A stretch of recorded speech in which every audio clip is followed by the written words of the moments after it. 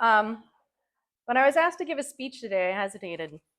I know you guys see me as a teacher, but public speaking's not really a strength of mine, but here I am, ready to give you all some sound advice about life after graduation.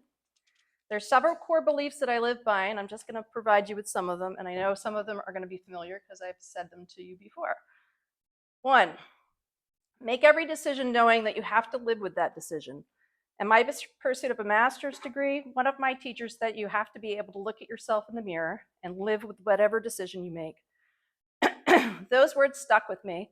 I think of them nearly every day when I'm teaching. 2, take 30 seconds.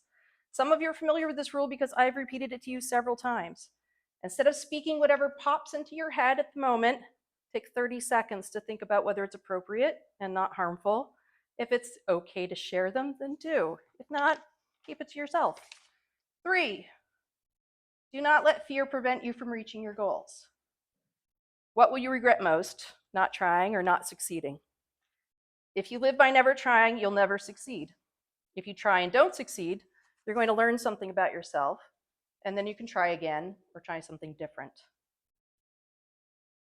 4, do not spend your life saying, what if? My father-in-law said this to me a long time ago. Once you make a decision, you have to live with it. That doesn't mean you can't make a new decision. It doesn't mean you can't, it just means that you can't travel in time and change it. It's pointless to keep wondering what would be different if you had only done something differently. You can't change the past, but you can use the past to map out your future. 5, embrace empathy. You do not live in anyone else's life except your own. You have no idea what a little bit of grace and empathy will do for another person. So be patient, listen. You don't need to agree. You just need to be open to understanding other people's viewpoints. 6, always have a plan B. In my experience, a lot of things do not go as planned. Rather than being disappointed and shocked when it doesn't happen, have a backup plan. 7, don't burn bridges. That's metaphorical, but please don't go out and burn a bridge tonight, okay? Be good. You never know when someone from your past might show up when you least expect it with an opportunity. Be respectful, avoid negativity, and know when to walk away when it's for your own well-being.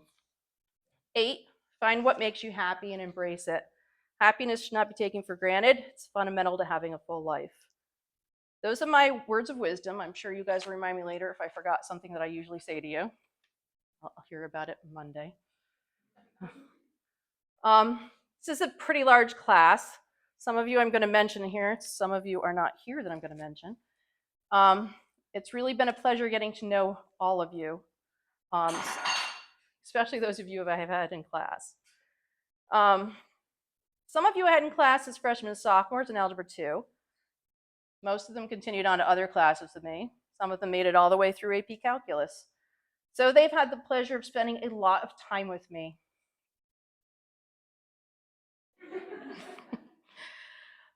It will be pretty strange next year if I don't receive any social media jokes from Addie and Courtney, who have periodically attached their emails, really funny math jokes. So maybe you two can email me next year and send me some additional math memes. I'd appreciate it. It'd be hard to forget Isaac and Sawyer's obsession with watching videos of rats dancing to disco music back when they were in my teacher advisory group freshman year. Thankfully, they've matured a little. I'm certain hearing Isaac pronounce Worcestershire sauce. Sophomore and junior always make me laugh, and I'll always think back on it. Sawyer thought he'd get out of having math class with me, but I'm a worthy opponent. I did not have the honor of many of these members. I did have the honor of having many of the people that are here right now in Algebra 2 last year. I think the guidance office thought it was a great idea to fill one of my sections with theater and music students. If you ever wondered what that's like, it's pretty much what you can imagine. I can tell you that it consists of random singing, a bit of over-the-top dramatic responses to basic questions, and a lot of random information and comments that have nothing to do with the lesson. To be clear, there were a lot of students in the room that weren't part of the theater group, but they all fit together. Yes, they argued. Yes, they stole each other's snacks. Bennett always had the best ones. Yes, they complained, and they annoyed each other and their teacher sometimes. But all those things are what families do. That's what I see when I look at you guys. A group of diverse personalities that somehow managed to coexist as if they were all part of something much bigger. I told you I wouldn't cry, but I'm going to tell you a little bit about them. You can count on Amari to give you an unsolicited hug. You'll find Dawson sleepwalking in the hallways between classes, but he'll gladly reach up and get you something off of a high shelf. June will help you with just about anything. She'll even try to figure out the secret salad dressing recipe that you really love. Izzy will tell you the honest truth, even when you don't ask for it, and Ari will back her up. Jacob will always offer you some of his peanut butter pretzels. Courtney's excitement for learning is impressive. When she's excited about something, Addie will talk to you almost as fast as she runs. It's impressive, really. You can count on Nuala to be a voice of reason. Andy has a weird obsession with the color of my hair. What is that about? Andrew is always willing to step up, especially when it means playing a joke on Andy. Aubrey can always be heard saying, "Guys, listen." She always has ideas. Ella's exuberance is contagious. Ty and Liam will gladly take you fishing. Kellen, well, I'll miss hearing him greet me in the hallway every day. Kaylee and Bree had me fooled into thinking they were the quiet ones last year. I'm deeply suspicious they're actually the loudest ones in this class. Yes? You'll never find Sarah without Logan close behind. Olivia Tuller is the only one who did complete a page of homework on the night of prank. She did come back for the candy that I promised, but still I'm impressed. Olivia Willer has the sweetest smile when she lets it out. Julia is probably the calmest and politest member of the class. Ava will make sure you know when she disagrees. And Abby is a born leader. Christian shares my love of cats. It was so rewarding to watch Olivia Mullins have fun on the class trip. I think she enjoyed the park more than anyone else. Imogen will always have an interesting fact to share. Robin is scarily creative.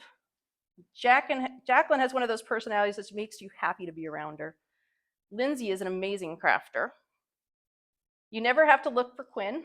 He finds you, even when he's supposed to be in a different class. Andrew Vanessa's oddly diverse music tastes. Danny will always be happy to talk about cows. Aiden will always greet you with a smile. Mackenzie will not stop talking. Rihanna will make programs for the AD. Maya would probably be able to have a conversation with just about anybody and put them at ease in the first sentence. I'm still mad about all those take-two cards Mason played on me in Uno on the class trip, but there's still time for a rematch.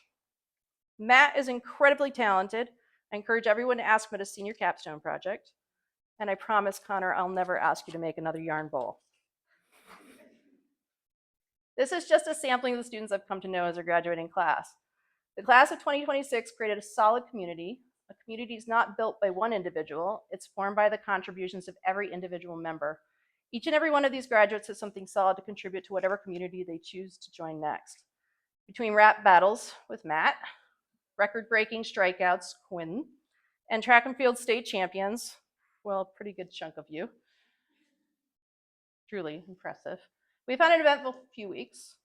I know the ending's closing in, but you've got exams next week. So go home tonight, study, finish your papers, finish your homework. Don't give me that look. May you remember that the community you came from will always be part of you. I wish you all luck.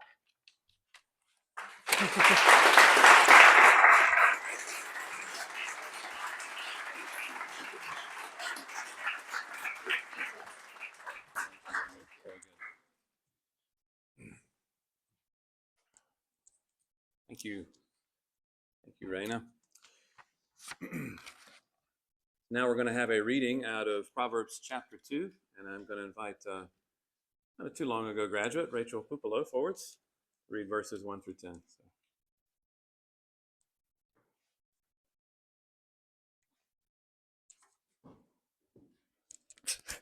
I don't know how this works with a tiny little shirt.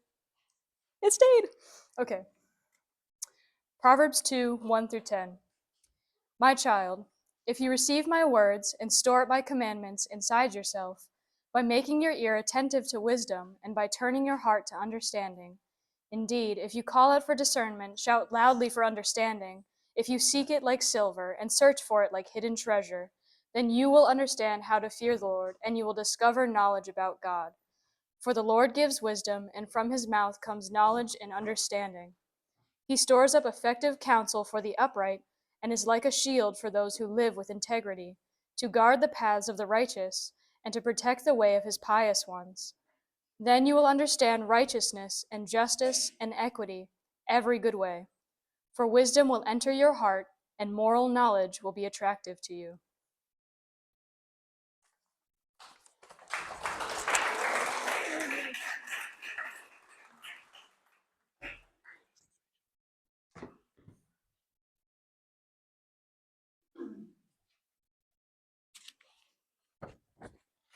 Now I gather we've got a group that's going to do some special music for us from amongst the graduates. Am I right about that? Aubrey, Andrew, Andy, Bennett, Isaac, Ella, and Walla. Is that got that right? Yeah, just come up. I don't know if one of you would be able to kind of hold this out. I don't think we would. I think we would. This is just for the recording. Otherwise, they're not going to hear anything. Would it be possible to clip it? Maybe I can clip it somewhere. That's not a bad idea. See if I can do it. I will turn. So, we'll make it work. We'll just kind of move that in. There we go.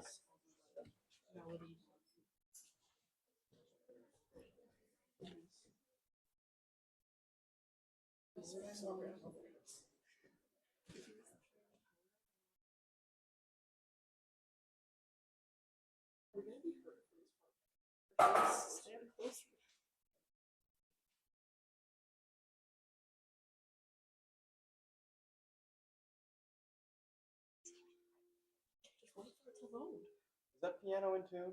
Do you know? It is. Okay. Go get it. Oh, you're not.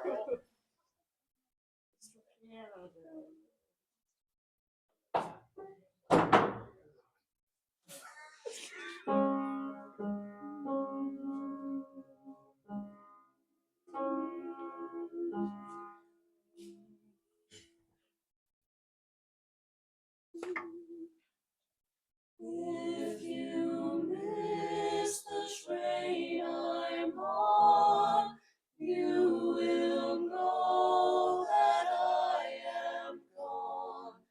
You can hear the whistle blow 100 miles, 100 miles, 100 miles, 100 miles, 100 miles. You can hear the whistle blow 100 miles. Lord, I'm one, Lord, I'm two, Lord, I'm three, Lord, I'm four, Lord, I'm 500 miles from my home. 500 miles, 500 miles, 500 miles, 500 miles.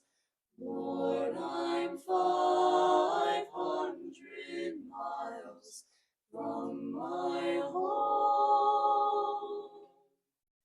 Not a shirt on my back, not a penny to my name. Lord, I can't go back home this away, this away, this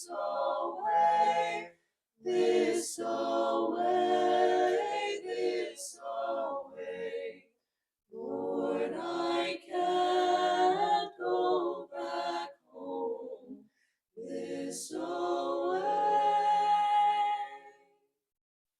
If you miss the train I'm on, you will know that I am gone. You can hear the whistle blow 100 miles.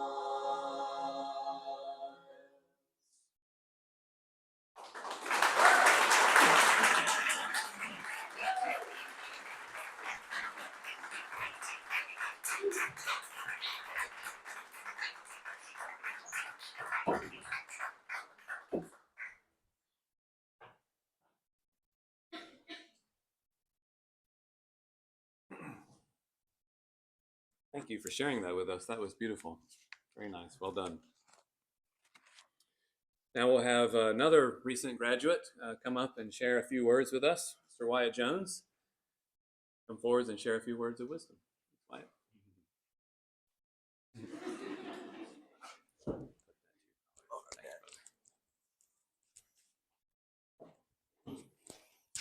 There we go. You guys can hear me? All right, sweet. Yeah, you guys are stuck with me. I'm sorry. All right. We couldn't afford anyone else. All right. So, good afternoon. My name is Wyatt Jones. I wanted to share a few wise words with the class of 2026. You know, I remember when I was sitting right there where you guys were, down in Royalton, it's in the same shoes you guys were. And I remember feeling overwhelmed. Now, that's partly because I tried to help and do so much that I had the same amount of stress a line cook that has, after the 14th hour with no breaks, chain smoking in the back, just trying to cope with 20 different orders that he's going through. So that kind of stress. But mainly, it was due to having no direction. All right. So for the first time in my life, I really got to choose what I wanted to do. So then I was like, well, do I pursue college? Do I go into the trades? Do I go military? I got to choose. And having this freedom was emboldening, but also kind of terrifying, right? Because now the main question is, what do I do now? I have no one to guide me or a shepherd, quote unquote, to follow. Now, of course, I still have people I would listen to. I'm not just going to abandon my parents. There's no point in doing that. But I could do things, and they can't really stop me since now I'm my own adult. And now I look into your guys' eyes, and you're in the exact same shoes I was. So then it becomes the idea of what comes next. Aubrey, you know what comes next? All right, there you go. Andrew, you know what comes next? Oh, there you go. All right. Ah, geez, that guy. Bennett, you know what comes next? Not a clue? All right, I like it. Well, after 3 years of being outside of high school, I can tell you at least my experience. I've made a lot of mistakes. All right. I've had, well, that's fun. I've had my share of bad memories, also of good memories and of triumphs. You guys will have that. I wanted to center this speech around Jesus and how he has came into my life and made me the man I am today. So to do that, I'd like to share one of my favorite passages in the Bible. It's Psalm 23. It should be in your little bulletin there. You can follow along as I read it if you want. Let's take a gander. The Lord is my shepherd, I shall not want. He makes me lie down in green pastures. He leads me beside still waters. He restores my soul. He leads me in paths of righteousness, for his name's sake. Even though I walk through the valley of the shadow of death, I will fear no evil, for you are with me. Your rod and your staff, they comfort me. You prepare a table before me in the presence of my enemies. You anoint my head with oil, my cup overflows. Surely goodness and mercy shall follow me all the days of my life, and I shall dwell in the house of the Lord forever. Now, why do I mention this? Well, always know that if you go throughout life with the Lord by your side, you're never alone or without guidance. Now, that doesn't mean there's going to be some robed guy behind you. Okay, hey, you got to go that way, dude. No, don't cross the road here. No, don't take drugs, that kind of stuff. All right, he's not going to be doing that. It also doesn't mean you're not going to be straying at times and make awful decisions. I'll be the one to say I've done a lot of things I'm not proud of. Okay, I have. And I guarantee you guys have too. The point is, though, that the Lord has guided me throughout my life until this point, always keeping me straight and being by my side, even when I didn't deserve it. He restores my soul. He leads me throughout my life and has led me here today to tell you guys what to expect in the days ahead, so I plan on sharing just that. I'll be the one to tell you that you're going to encounter a lot of difficulty, all right? So let's do a little fun thing, all right? I'll tell you what. Raise your hand if you think you can handle $2,000 a month in rent. Yeah, me neither. All right. All right. Raise your hand. Does anyone drive here? Do you guys drive? Anyone drive? Come on, raise your hand if you drive. Jeez, that's a lot of you. All right. So, have any of you guys crashed before? That was a little too eager, man. All right, Isaac. All right. Were you ready for the crash? No, not at all. Yeah, it sucks, doesn't it, dude? It sucks. All right. I don't want to scare you guys with reality, but like these are things we got to understand. Okay, these are things that are going to happen throughout your life. You're going to experience, rent, money troubles. Okay, maybe marital problems if you guys decide to get married. Okay, Rachel, geez, some days it's tough. All right. Even all this, I think of this line. Even though I walk through the valley of the shadow of death, I will fear no evil, for you are with me. Even if you face all the hardship throughout the world, okay, all the trouble you can possibly have, which you will, okay, even when you or I don't deserve it, he leads us through the valley of death, no matter what. To green pastures, if you will. So never give up. If you encounter difficulty, keep going. Keep fighting, keep walking, whatever you need to do. There have been times in my life I wanted to stop going. All right, I wake up at 6 a.m. It's like, come on, man, just 30 more minutes. All right, just 30 more minutes. I've had lack of motivation for activities, for work, for faith. Okay, a lot of different things. Oh, now you decide to stick? There we go. And the Lord has still been with me. I thank him every day for the helpful hand he has given me and given you all up to this point. As you continue your journey, know this. Goodness and mercy shall follow you all the days of your life when you dwell in the house of the Lord. No matter what hardship, what triumph, what difficulty, what ease, you will always be okay. When Jesus entered my life, I was changed forever, and I found purpose in my work, my activities, my faith. And today I'm supposed to embolden you in the future. I say that always have faith and never give up in this life. The Lord believes in all of you. I believe in all of you. And I ask that you put your trust in him today, that he is always with you. Now, I'd like to say a prayer if you guys don't mind, so go ahead and bow your heads with me. Lord, we ask today that you bless these students as they close this chapter in their book of life. I pray that you guide them and walk beside them, that they might be able to take this great step with confidence, knowing that you are with them. You have watched over their lives until now, and I pray you continue to do so, that they find peace and joy in their lives beyond this school. I pray that they are successful in whatever career, school, job, activity they pursue, and that you give them the courage to face these challenges with flying colors. Give them strength, Lord, to conquer any difficulty that they encounter and always be with them as a guiding shepherd. We say all this in Jesus' name. Amen. Oh, thank you all.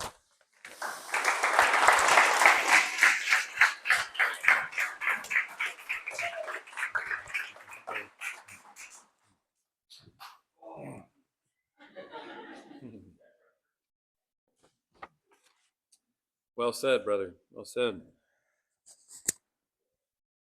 Now I'd like to read a poem. Many of you have probably heard this one before, by Robert Frost, called The Road Not Taken. I think today this is something we all need to hear, that sometimes the hardest thing to do is maybe not follow the crowd, to do what's right rather than what is popular, perhaps. Two roads diverged in a yellow wood, and sorry I could not travel both, and be one traveler long I stood. And I looked down one as far as I could, to where it bent in the undergrowth.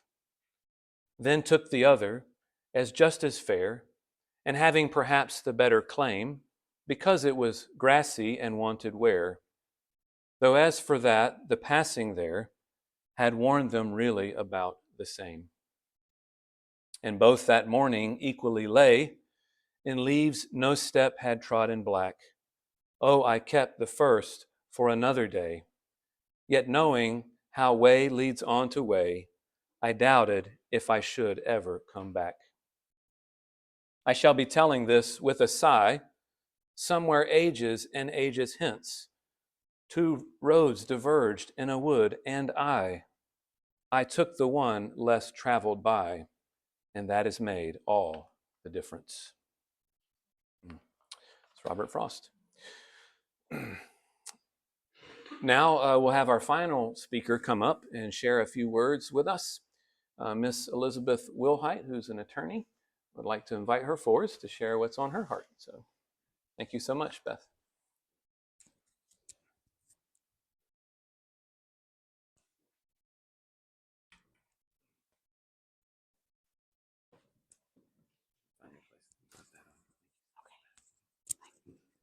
Like the up here. You think that's good? Okay. Afternoon. Okay. So Wyatt and I did not talk about what we were going to talk about, but strangely, it somehow dovetails. So that's weird. I'm also going to talk to you about Psalm 27, and specifically about wishes. So he talked to you about plans. I'm going to talk to you about wishes. I'm sure as graduates, wishes are on your mind right now. You may not know what your plans are, but you probably have some wishes in your head. Some of you might be wishing for a new car, maybe a good roommate, a new job, opportunities to travel, more money. Maybe some of you just want to get out of town. Can you imagine how your circumstances would change your wishes? I want to share with you a story about David. David, the one that fought Goliath with the rock and the slingshot. I'm not going to talk about that. After that battle, eventually, David became king of Israel, and he had a mighty army, and he was at war throughout his reign. David's one wish can be found in the Bible, in the book of Psalms. This book in the Bible, if you haven't read the Psalms, it's poetry, the whole book. And David, among all the other things that he did in his lifetime, he was a poet. So I find it fascinating that he held so many roles. And I know that each one of you will be able to experience this as well. So right now, you're high school students and you're going to be graduating, but you're going to be many things, many, many things. David was a farmer. He was a sheep herder. He was a musician. He was a warrior. He was a king. He was a husband. He was a father. And it turns out he was a poet. His wish is in Psalm 27, verse 4, but I'm going to recite the first 3 verses to get us into David's frame of mind or explain his circumstances. So this is Psalm 27, verses 1 through 3. The Lord is my light and my salvation. Whom shall I fear? The Lord is the stronghold of my life. Of whom shall I be afraid? When evildoers assail me to eat up my flesh, my adversaries and foes, it is they who stumble and fall. Though an army encamp against me, my heart shall not fear. Though war arise against me, yet I will be confident. So you can gather that when David wrote this, he was in some serious trouble. He had evildoers attacking him. His enemies were trying to devour him. An army was encamped against him, and war was rising. I doubt any of you are going to experience those circumstances, and I certainly pray that you don't. Later, though, in verse 12 of this psalm, David says, false witnesses have risen against me, and they breathe out violence. That might be closer to what some of us might experience in our lifetime. You know, people spreading rumors about you, wishing you ill. But David is in the middle of extreme adversity. It sounds unthinkably hard. I know I would be terrified. Can you imagine having evil people chasing you, trying to devour you and an entire army encamped against you. It would be overwhelming. Yet something inside David causes him to say, "My heart is not afraid." In fact, he sounds confident. The end of verse 3, "Though war arise against me, yet I will be confident." Where is he getting his strength? How does he find such peace? Let's go back to the first verse for a second. "The Lord is my light and my salvation. The Lord is my stronghold of my life. Of whom shall I be afraid?" Do you ever remember feeling protected like this in your life by someone? Maybe as a young child, you knew you were safe with that adult that you were with, your mom, your dad, your grandma, your grandpa. Now imagine as an adult feeling that protected and confident because of your relationship with God. How does David maintain this confidence? He's between a rock and a hard place, and he makes his wish. So here's David's wish. Psalm 27, verse 4. "One thing I have asked of the Lord, that will I seek after, that I may dwell in the house of the Lord all the days of my life, to gaze upon the beauty of the Lord and to inquire in his temple." Is it possible to feel this protected through simply dwelling in the house of the Lord? And what does that even look like in real life? For David, as an army surrounds him, he doesn't ask for a victory in battle. He has people spreading rumors about him and plotting against him, but he doesn't ask for their destruction. David doesn't leave the battlefield, though. He doesn't give up. He doesn't run to the nearest temple. There was no temple yet. He is really wishing to be indwelling with the Lord right where he is. Because David is a king. He's a CEO of the nation. He's the commander in chief of the military. This whole community that he's in charge of is in a desperate place. And in this desperate place, David lifts his eyes to the Lord. Sounds simple, right? Just look up. He doesn't talk to his enemies. He talks to the Lord. He doesn't call up his friends.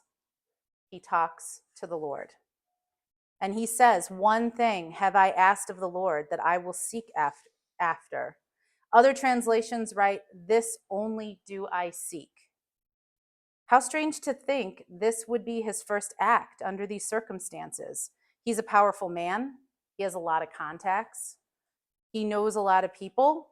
He has a lot of resources. He's a king. Yet his one request is to dwell in the house of the Lord. He did not ask for an escape or a victory or to make his problems go away. I assert that David's one wish covers his entire life, not just his circumstances. So I ask you, what would you have done? And how can you make a wish to cover your entire life? I certainly have never faced David's obstacles. I don't know if I would have looked up to God in times of adversity. In the past, I would often put my faith in me. I'm pretty competent, but even though I have a law degree, the weight of putting my faith in me becomes overwhelming, and I fail. When I give my life up to God, peace flows into my life. This does not mean that my life is easy. I have faced challenges, as all of us have, as you guys will. My husband and we're from Chicago. We've been here for 26 years. I graduated from VLS and we stayed. We run various businesses from time to time. Right now, I'm a trial attorney. My husband's a contractor. We're blessed with 2 children, and we're blessed to live in South Royalton. But we've lost our home during Irene. We suffered miscarriages. We lost our savings, and we've struggled with physical ailments. We were not regular churchgoers. We put our faith in ourselves to get it done, to push through, keep your head down. We're hard workers. I would say my husband is probably the hardest working man I know. But when we look up, that is when we are truly successful in our life, in our marriage, and with our family. Thankfully, Jesus called to us, and we did return to our Christian roots. Our lives are stronger and more peaceful. I just finished on Friday a 5-day jury trial in Woodstock, and I pushed myself mentally and physically to the point of exhaustion. Pretty tired still, actually. This was my 7th jury trial and my 3rd since having kids, and even though I'm older, this trial was the easiest I have ever done. Not because it was easy, it wasn't easy, but because I kept my eyes toward God. I worked hard, but in the end, I knew it was going to be His will and not mine that prevailed. So as you begin this next phase in your lives at college or in a new job or just figuring it out, you're going to be an adult with real world responsibilities. So I offer this perspective to you all. What is your one wish? Ask yourselves. As you consider the question, take a second and look up. Strengthen your faith. Talk to God. Talk to a fellow Christian. We are happy to grab coffee and chat. David understood that the greatest wish in life should be to have a strong daily relationship with God. He understood this from a very early age, which is why he was able to fight Goliath. In this psalm, David says, I want to dwell in the house of the Lord, which if you think about it, that's a really bad battle plan, right? How is dwelling in the house of the Lord going to defeat the army that's encamped out against you? But this request does not mean that David wants to live a cloistered life. He's not talking about physically taking up residence in the temple, because again, wasn't built yet. And he's not talking about dropping all of his earthly responsibilities. He has obligations. He has a job, just like you and I will. He has family, just like you and I do. He had daily tasks, mundane things that had to be done day after day after day, just to keep life going, as we do. As Christians, we are lucky to have Christ in us and the hope of glory. We have the Holy Spirit who lives in us as well. And the good news is we can be dwelling in the house of the Lord right here, right now, or in your new dorm, or your new apartment, or at your new job, or in your new town. Anywhere you go, Jesus will be right there. There is no place too far for Jesus. So remember David when you face adversity. He's got enemies all around him, breathing out threats, but what he is focused on is God. Next time you're in a tight spot, look up. God hears you. And if you keep your eyes up and let God move, like David, I know all of you will do wondrous things. Congratulations.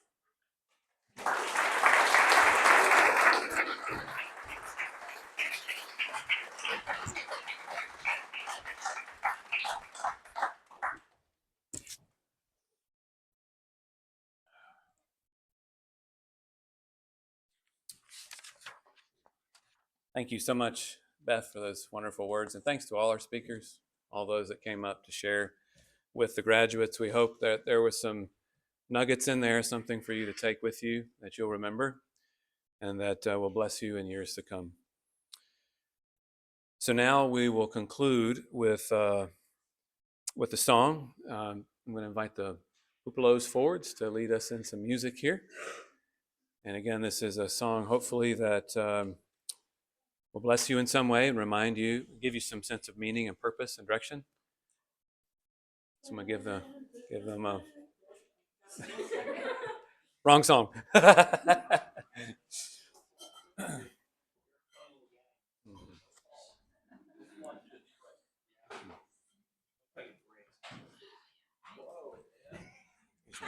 Andrew again? I will, just for you. I love you, my son. I'm just gonna let you play. Oh, do you have the music? Do you have this little? Yeah. I'll let you do the music. No, but I'm gonna say a little something. So I'm gonna say a little something, maybe a little lot, but so proud of you guys. Thank you for being here tonight. We didn't corroborate whatsoever, Wyatt or Beth or myself. And this year, decided that I think we need to do a new song. We usually do this song every single year for the past 15, 20 years. We've done the same song for the graduates. And the guys would sing a part, and then the girls would sing a part, and then it's a competition, but this year, God put it on my heart to do the song "This Little Light of Mine," and I think it just kind of goes with what the word was today. When God is with us, His light is inside of us, right? And when we go forth from here, we're gonna have some dark times, but the light will be you. The light will be inside of you. When you call on the name of Jesus and you look up and you pray, Lord, get me through this, He will give you this peace that surpasses any understanding whatsoever. You can never have that peace that God can give you. And the light will fill you. And I encourage you, if you can, after graduation, to remain friends with the friends that you have now, to help you through what's to come ahead. So easy to call now on the phone and FaceTime and all that. Remain friends, remain tight, encourage each other throughout your lives.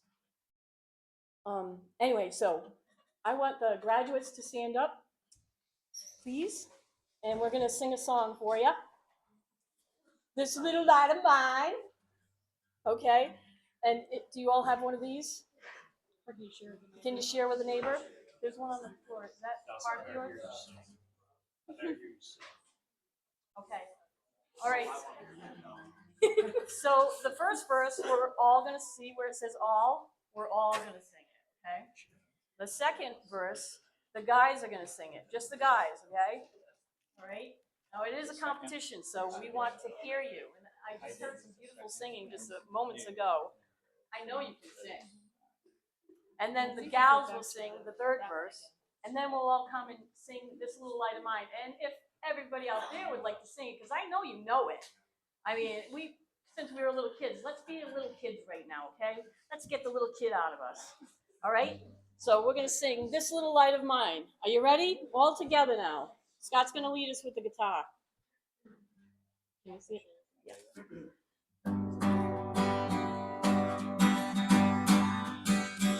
Feel it? Come on, you can do a little of this.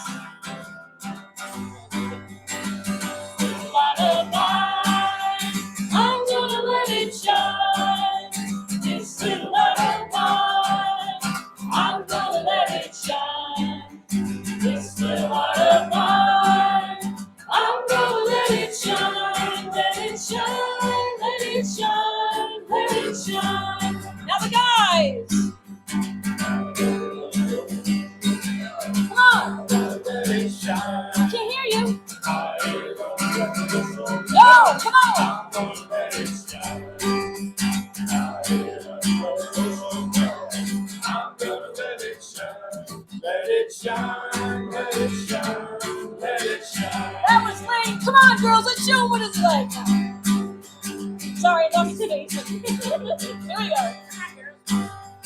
Let it shine till Jesus comes. I'm gonna let it shine. Let it shine till Jesus comes. I'm gonna let it shine. Let it shine till Jesus comes. I'm gonna let it shine. Let it shine. Let it shine. Let it shine. Now all together, come on now. This little light of mine, I'm gonna let it shine. This little light of mine, come on. I'm gonna let it shine. This little light of mine, woo! I'm gonna let